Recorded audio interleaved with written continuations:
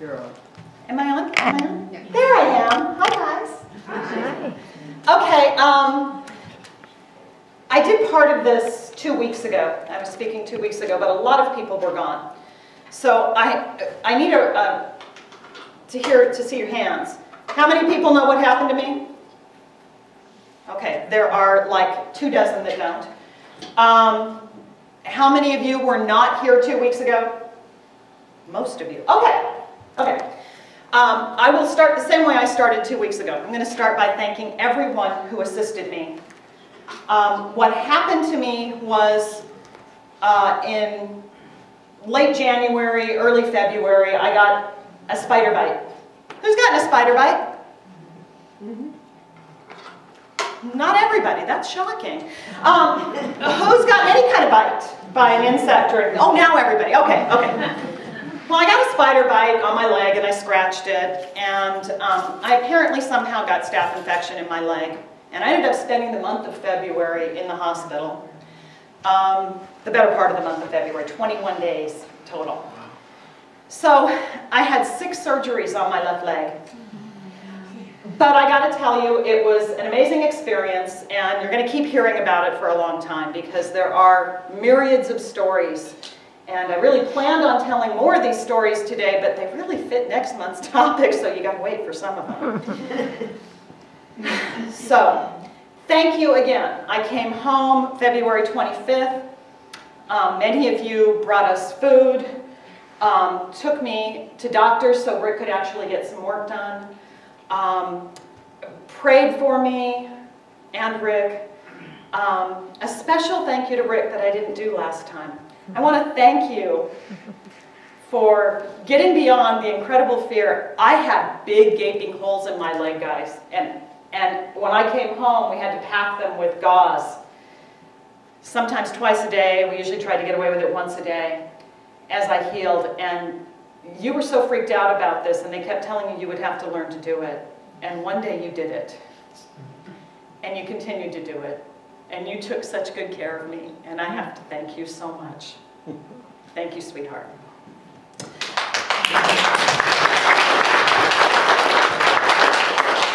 Now, it's really fun because the topic this month is the ABCs, and Joanne read it as awareness, and I read it as acceptance. So, I don't know, I'm going to talk about acceptance. I talked a little bit about acceptance a couple of weeks ago, but I want to talk about it specifically. Now, a couple of weeks ago I told you that I had to get to a point. I didn't know how bad this was. Granted, I had this surgery and I woke up from surgery and there was all this stuff connected to me and a vacuum sucking drainage out of my leg and holes in it, but I didn't know how bad it really was or could be. Now, a surgical nurse had told Rick that it was fairly likely that, though they tried to do this, that it was a pretty weird situation that they did, and I could still lose my leg, and this infection could have spread into my body further and deeper, and I might not live. And of course, Rick was a little freaked out. And I could see a little of it in his eyes, I could hear a little of it in his voice. He would say things like, "You're doing so good. I'm so glad you're doing this well. It could be so much worse." But he didn't really tell me what worse was, which was the awesome part, because I didn't know how bad it could be. So I slid through the first 5 days or so after the first surgery of not really understanding how bad it could be. And then one day, this suction device stopped working, and they were calling in a special nurse to come who did wounds and was coming to try to fix it.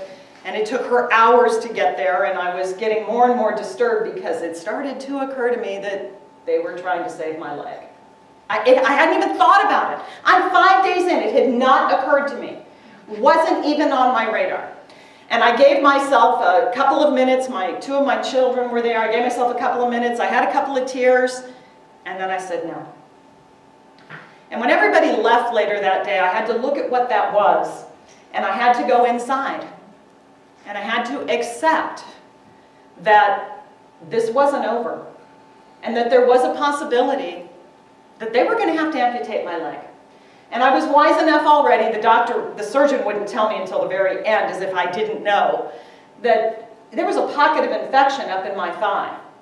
And that's what he was most concerned about, because he actually didn't go cut up in high to my thigh, and he was trying to drain all this infection out and allow the antibiotics to take care of it, which it did. But he didn't believe it was really going to happen.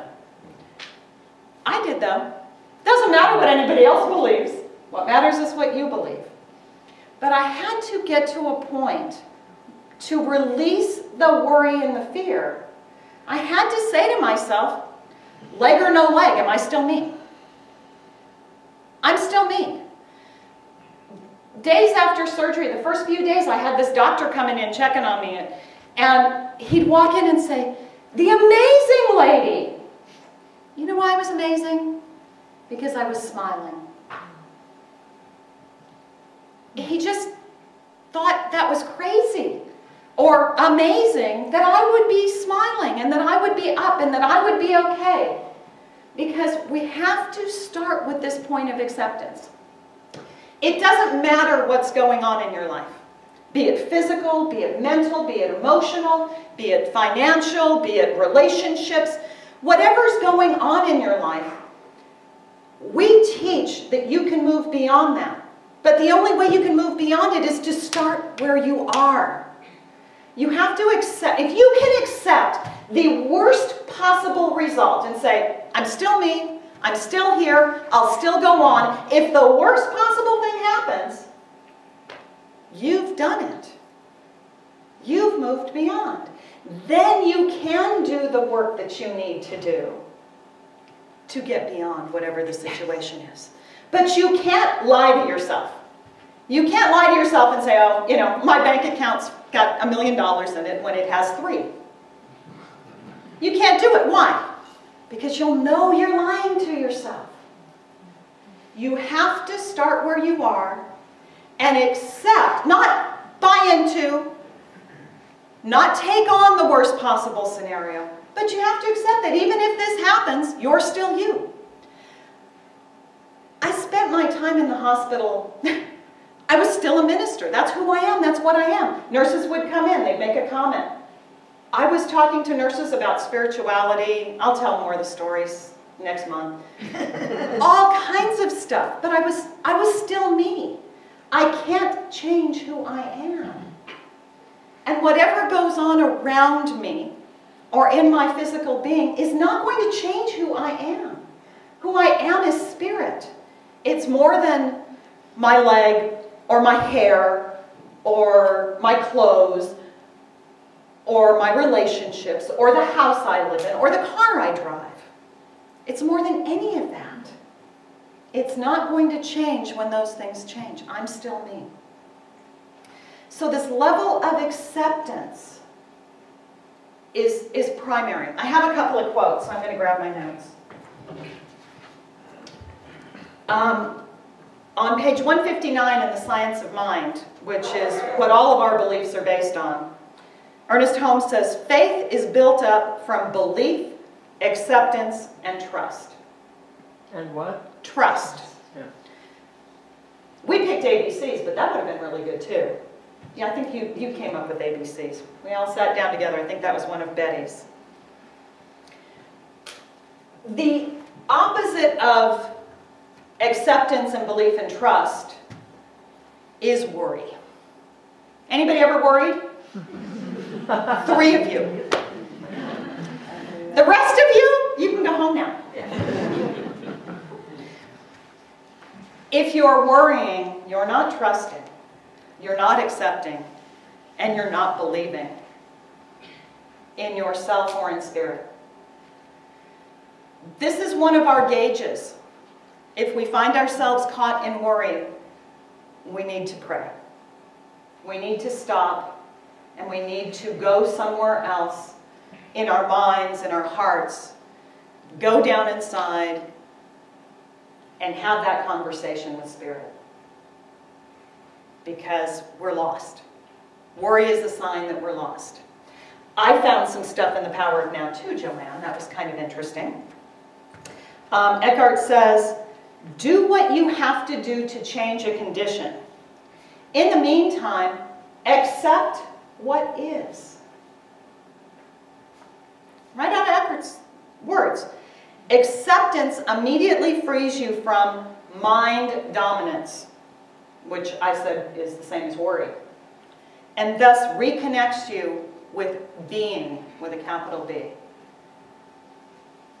You are being. You are spirit in human form. But you have to remember that. Belief. Science of Mind on page 128 says, in capital letters, all capital letters, which Ernest Holmes used to really scream at you, we are bound by nothing but belief. What you believe creates all of your experience. So the big question is, what do you really believe? Do you really believe that you have personal power to change the conditions in your life? Do you really believe that if you change your thinking, you will change your life? That's what we teach here. I believe. And I've proved to myself that I believe. After the, I don't know, first or second day after the surgery, I knew that I was okay. I just had this calm and this peace and this understanding that everything was going to be fine. Granted, I didn't know the possibilities, but I was okay. And that was the first lesson that I learned, was that I really believed what I teach here. I had a peace. I had a calm. I felt good. Because I always feel good. I smile because I always smile. People walk up to me, people see me, our eyes connect, I smile. That's what I do. People walked into my room, I'd smile. That's still who I am. I believed I was okay. I believe in the power of the mind. I had a situation where, I don't know, we were getting down to, I'd been in the hospital the second visit. I had 3 days in and then a couple of days out and then back in again because it got worse. So I was probably after surgery number 5 of 6. No, I was at surgery, after surgery 6. We'd done the final surgery, they'd taken this vacuum suction thing off of me, and now we were just packing this gauze into my legs. And my surgeon said, you have to learn how to do this. And I'm thinking, I can't do this. There are channels that were connecting these holes in my leg up to the back of my knee, which was totally bizarre, and they all went, you know, up. Well, you can't do it yourself and pack anything up. You have to learn how to do this. What do you mean I have to learn how to do this? And he said, you have to tell every nurse and every person that ever packs these, you have to know what to do because they're not going to know what I did. They're going to have no clue what I did. This is kind of crazy stuff. He didn't tell me that, but it was kind of crazy stuff. You're going to have to know what to do, and you're going to have to be the one who tells everybody how to do this. I said, okay. And he's got these holes in my leg wide open. And there's a nurse helping him, and he's packing all this gauze into them and telling me what he's doing and having me watch as much as I can. And I said, what do I have to visualize for this to heal? And being, bless his heart, I love him, but being the arrogant surgeon, he went, you can't do that. That was his answer, you can't do that. And I was starting to say, the mind is very powerful, and his phone rang, and he answered his phone, and he walked out the door with a phone call. So bless her heart, this lovely nurse, her name was Linda, stood there and said, what you want to visualize is this beautiful, bubbly pink tissue that's growing and growing and growing. And if you visualize the beautiful, bubbly pink tissue, that's what we want to see, that's what will heal. My home health care nurse told me that I healed 2 weeks faster than she ever expected me to heal. And she really didn't believe we were going to be able to leave on this trip next Saturday. Rick and I are going on one of our business trips. We leave Saturday. She didn't believe I was going to be healed enough to go. The biggest, worst cut that they put in my leg was right here. And it's healed. What's interesting is the one below it on my calf. I think it's because when you bend, it stretches so much, it keeps a little tiny break open in it, and it's still working on it. But everything else is healed. I was the super healer, and the surgeon told me I was the super healer, and I said, but you were the super surgeon. You were the magical surgeon that did this. He tried something that I don't think he's ever tried. None of the surgical nurses